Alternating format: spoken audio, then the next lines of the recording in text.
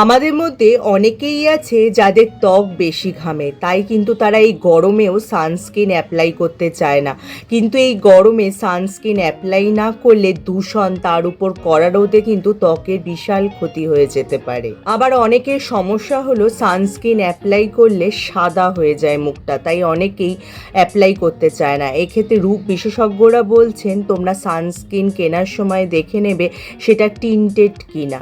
আর একটা ট্রিক তোমরা অ্যাপ্লাই করে দেখতে পারো, সেটা হচ্ছে যাদের ঘাম হয় তারা সানস্ক্রিনের সাথে অল্প একটু জল মিশিয়ে মুখে অ্যাপ্লাই করবে। এতে কি হবে, আমাদের মুখের যে রোমকূপ ঠান্ডা থাকবে, যার ফলে কিন্তু ঘামও কম হবে। যাদের ত্বক খুব তৈলাক্ত তাদের কিন্তু ঘাম বেশি হয়, তাদের ক্ষেত্রে কিন্তু তারা যদি সোয়েট ফ্রি বা ম্যাটিফাইং সানস্ক্রিন অ্যাপ্লাই করে তাহলে কিন্তু তাদের সমস্যা কম হবে। আমার সানস্ক্রিন ক্রিমের বদলে যদি তোমরা সানস্ক্রিন জেল ব্যবহার করো তাহলে কিন্তু রোদের তাপ থেকেও তোমাদের ত্বক যেমন রক্ষা পাবে, তেমনি কিন্তু ত্বকে ঘামও কম হবে।